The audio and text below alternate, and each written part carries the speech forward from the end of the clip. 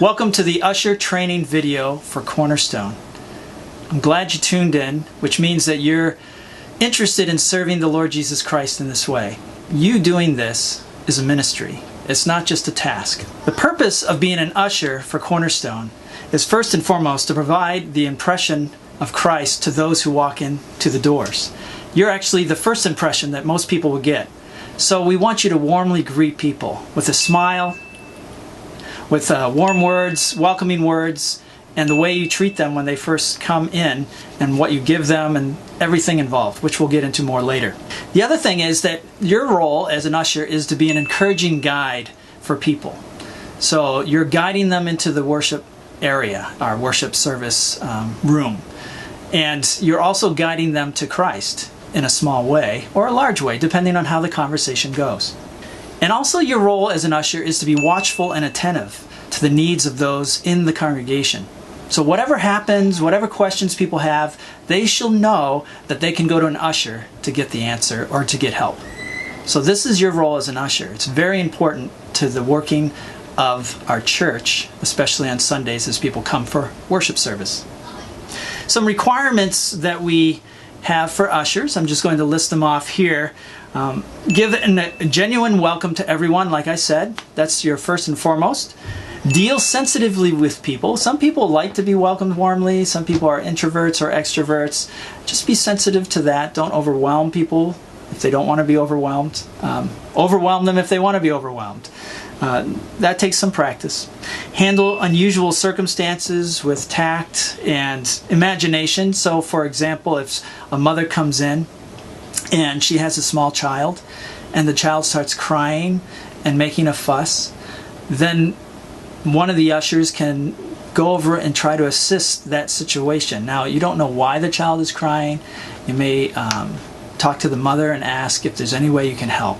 And that way the mother can communicate to you in some way that you could get a glass of water or whatever it may be, or show her where the bathroom is or something. But you take initiative to try to deal with the situation. Carry out all the responsibilities that we will go through in this video with love and concern for the people that you're connecting with. And most importantly, though, it should be common sense, but I speak to it because it's not common sense, is dress nicely. Business casual is good. No ripped jeans, no holes in your pants, no strings hanging from your shorts. No shorts when you're ushering. If you're a female, you can wear a nice skirt, would be nice, or you can wear pants, it's fine. But just whatever you choose to wear, it's just business casual, something that you would wear to work, except for those days at work where it's dress down days. No flip-flops, no t-shirts, things like that. Sweatshirts, if they're nice, fleeces are okay, things like that. And then the one thing that I want to stress with every usher is this one phrase you never, ever, ever, ever say. And that is, I don't know. If somebody asks you something, you never say, I don't know. You say, I will find out. And you go and talk to somebody that would know what you don't know.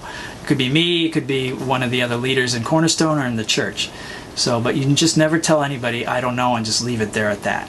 Because what we want to give impression is that you as an usher will take responsibility for whatever need they have and see that that need is met.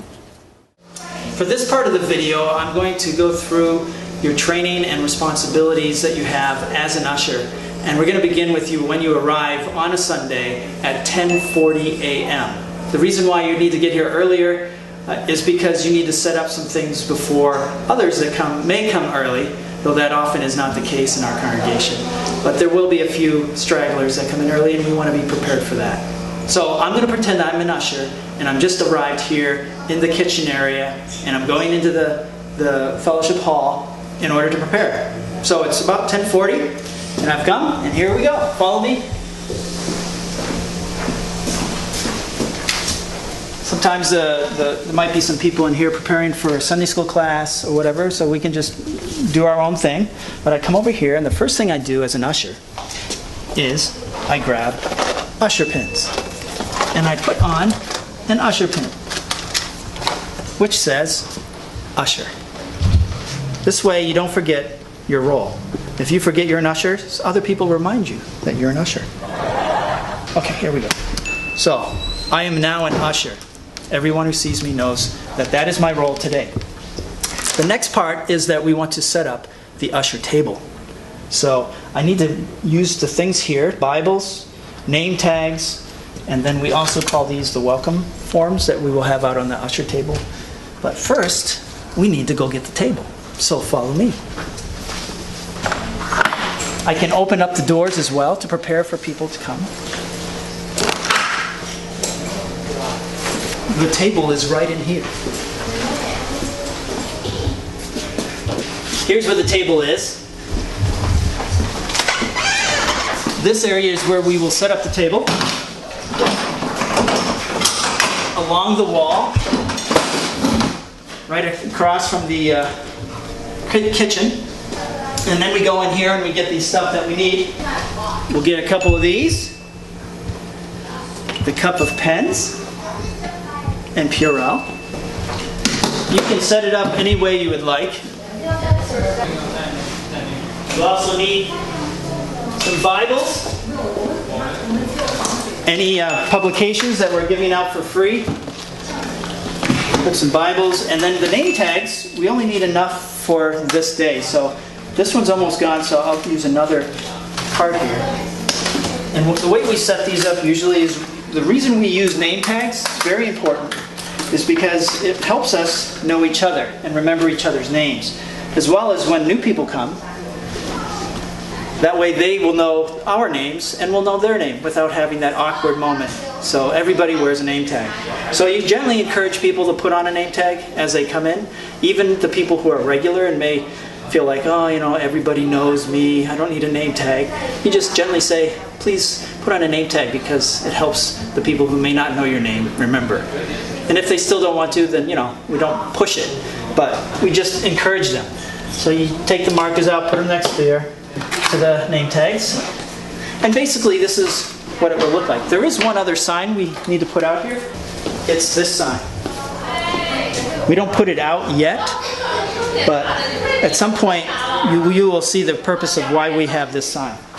So for now we'll just put it like that. So this is how you set up the welcome table. One of the key things that isn't here is the worship bulletin. And we will always put that on here, and plus you will be holding some of those in your hand. So now the next part is, once this is ready, follow me. We go into prepare the room for worship. So you stand here and you look at the room and make sure that the chairs seem ordered in rows. The lights are on, and we will go put on the air conditioning. Let me show you how to do that.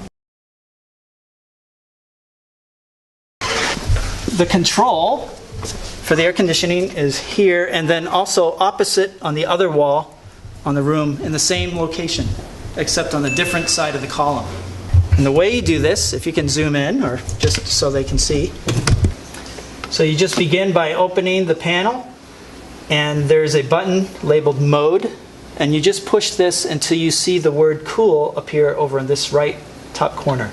So once, twice, cool. And you can hear now that the fan is on and the air conditioning is running. So to shut it off, you just do the same. You just push Mode until you see the word Off appear over here. And there goes, it shuts off. So really all you need to remember is Mode. The big number here is the room temperature. The small number that appears on the right is the temperature that you're trying to cool it down to. So that's the air conditioning. So for the air conditioning, it's important to know that we only use the air conditioning in the warmer months of the year. So it's really up to you as an usher to determine, is it really warm in the room and should we turn on the air conditioning? In the winter months, when we need heat, you don't have to worry about that because we have the heat automated, so it just comes on to a certain temperature and shuts off automatically. So it's only the air conditioning you as an usher need to worry about. The next part is after you make sure the air conditioning is working well, you just want to walk around the room and look for garbage or things that need to be picked up and thrown away or tidied up to make sure that the room is ready for people to come in and worship. So I usually just walk down the aisles and scan the rows of seats to see if there's anything just laying around. Make sure you check the floors as well. Like this water bottle, it shouldn't be here. And this is some paper we can pick up. That's my stuff. This shouldn't be left like that. So you just want the place to look tidy and neat. So after you've checked the room, you've checked the lighting, you've looked at the temperature of the room and make sure that's good, then the room is pretty much ready.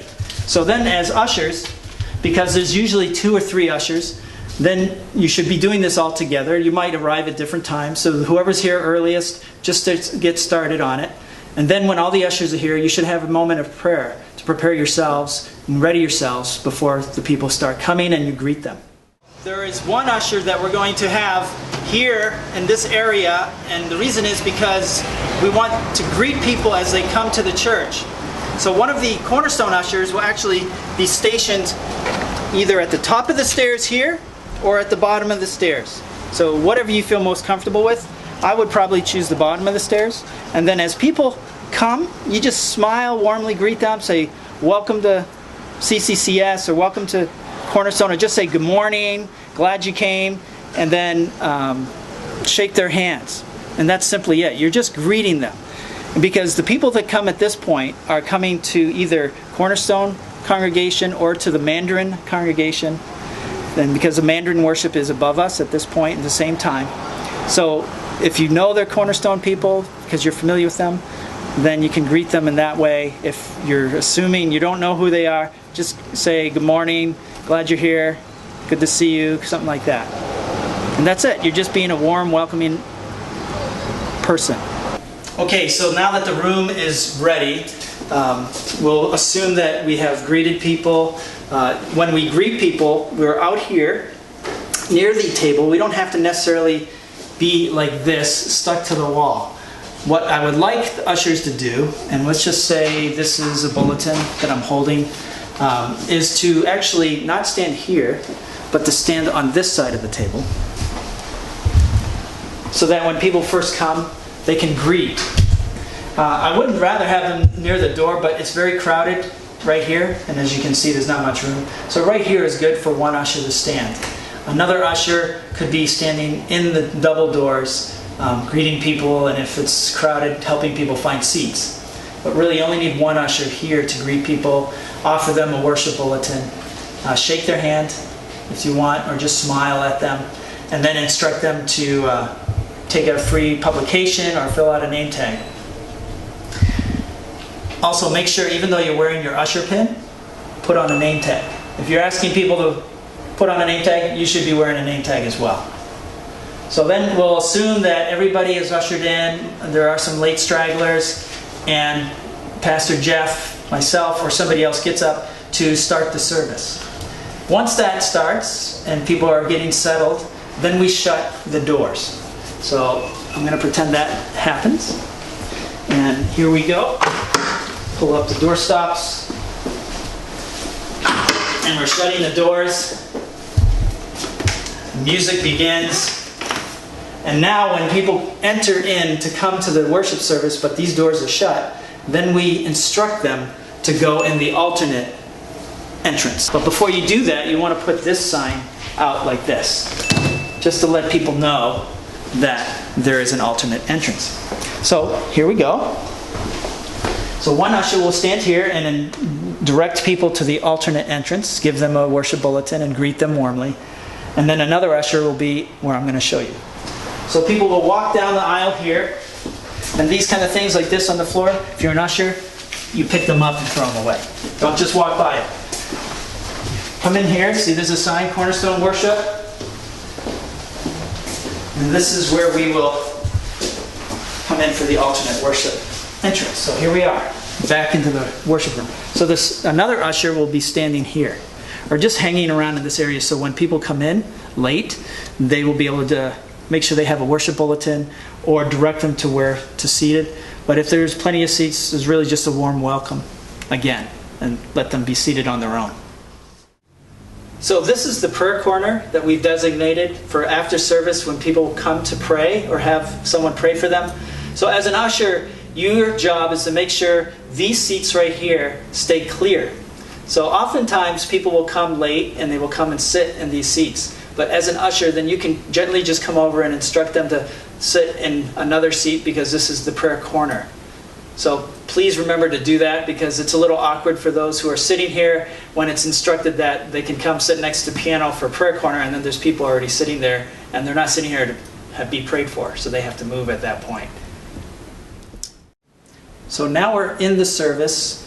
The service has begun, and once the music is going and coming down to an end, then all the ushers can come into the room together.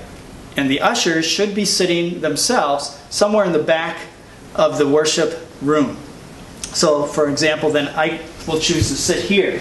And the reason why I want you to sit in the back is so that you can keep a view of everyone who's in the room. And the reason being is that you as an usher are to be aware of any needs that may arise during the service. For example, if someone starts coughing and they can't seem to get over it, then you just go out, get a cup of water, and bring it to that person during the service. It doesn't matter if it's during the sermon or whatever part. It's just that that is a sign. That's just a caring for that person's need at that moment. And then you could ask them, is there anything else they need, quietly when they do that. That'll be a good show of consideration because everybody sitting around that person will feel bad for that person too, because we've all been there having a tickle that we can't control and just hacking at it, and you're in a public place and you're embarrassed and things like that. So that's the kind of thing you're looking for too.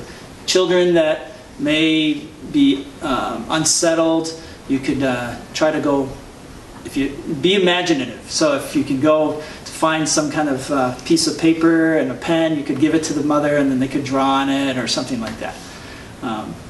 Anything like that you think of that can help a situation. So that's what you do during the service. There's one key point during the service that you need to count how many people are present for worship.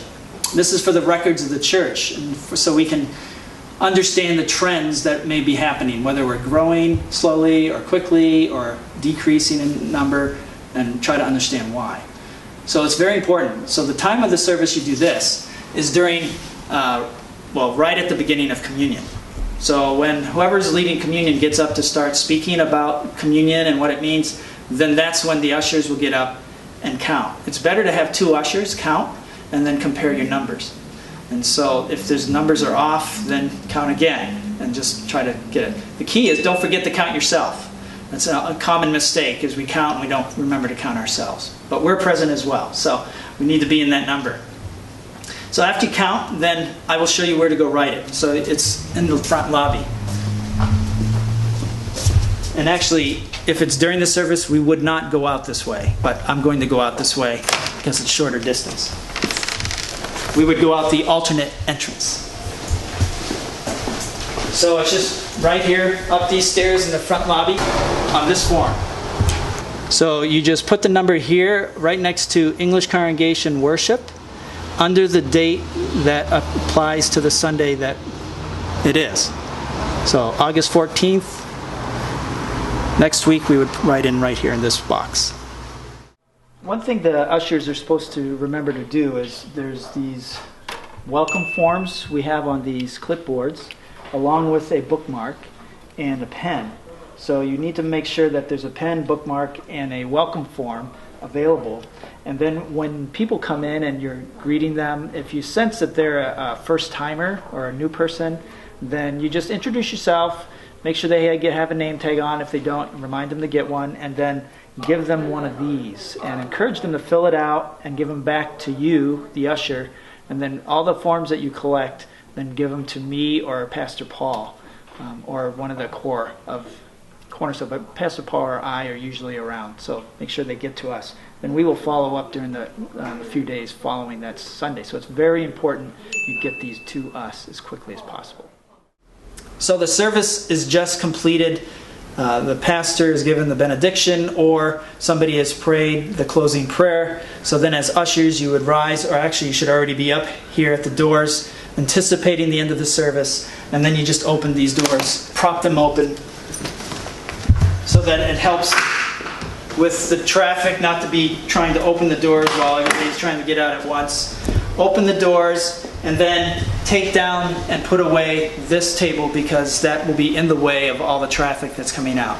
So then we'll take these things, put them back where we found them, put the table back in the copy room where we got it, and then you can leave this usher pin on, at least for the first 10 or 15 minutes after service, so people can still come to you and ask you questions, but then remember to take it off and put it in the usher pin box. And that is it. So thank you for your time, and I hope that your time spending serving as an usher at Cornerstone is a blessing to you as well as for the church people.